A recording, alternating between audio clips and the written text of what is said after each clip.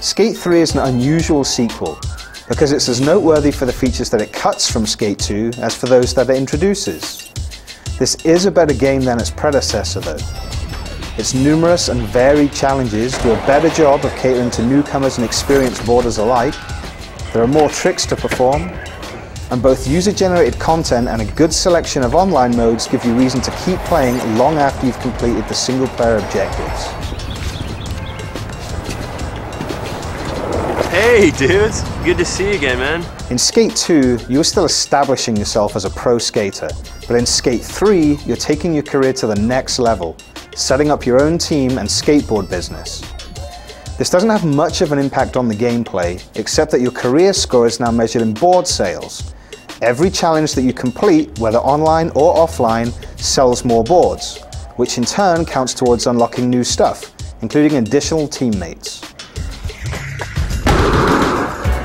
Skate 3's challenges come in lots of different flavors, including races, street and vert competitions, film and photo shoots, games of one-up, and of course, the bone-breaking Hall of Meat stunts.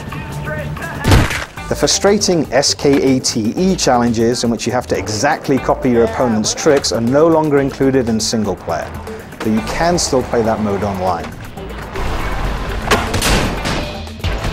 Also gone from the single-player game are the anti-skater clips and caps that rendered certain areas unskateable until you unlocked them, as well as the security guards who used to chase you away from company buildings. This makes the all-new city of Port Carverton a much more skater-friendly place to explore, but it also makes things a little less interesting. With its university campus, docks, memorial gardens, downtown area, residential neighborhood, and multiple skate parks, Port Carverton has a good number of varied locales to explore. The problem is that other than finding new on-the-spot challenges scattered around, you're given very little incentive to do so. It's good that you can use the pause menu to jump instantly to challenge locations, but it's unfortunate that you'll probably end up using this option throughout the entire game. How many boards you're credited with selling after completing a challenge depends not only on the difficulty, but also on whether you merely own the challenge or kill it outright. These two different levels of completion are a great addition to Skate 3, because unlike previous games, in which some challenges were tough enough to halt your progress, here you only need to own them to move forward, which is rarely difficult. In order to kill a challenge, which you can attempt at any time after owning it, you need to rack up significantly better scores, and often perform specific types of tricks while doing so. Regardless of whether you're attempting to own or kill a challenge, Skate 3's unpredictable and occasionally boneheaded AI can make succeeding a little trickier than it needs to be. For example, pros that you're supposed to follow will occasionally fall off their boards and then push themselves into walls for several seconds while you wait for them to get going again.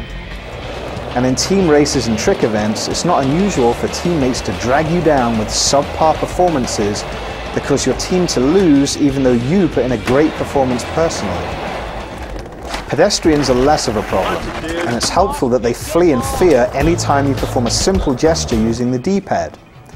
They don't always flee in a direction that clears a path for you though, and they even wander around in areas where big, organized skate competitions are taking place. That was good. You still have to contend with pedestrians when you play online, but replace the AI skaters with other players, and the already fun challenges and contests from the single-player game are immediately made more fun. There are also additional modes available online, such as the excellent Domination, in which you skate simultaneously with opponent and must beat each other's scores on individual objects. You can even establish or enter into an online team now, which functions in much the same way as a clan would in other online games. User-generated content is a big part of Skate 3, and when other players check out the photos, movies, and parks that you upload, you earn additional board sales.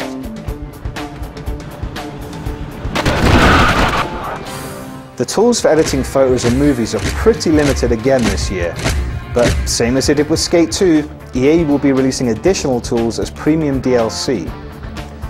The part creation tool, on the other hand, is powerful right out of the box, and it's surprisingly easy to use. With its wonky AI and inconsistent frame rates, Skate 3 has its fair share of mostly minor problems. But there's still a lot of fun to be had in the streets and skate parks of Port Carverton.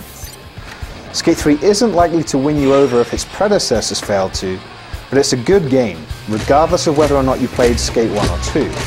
And hey, there aren't many games out there that make breaking your own bones fun. That's got to count for something.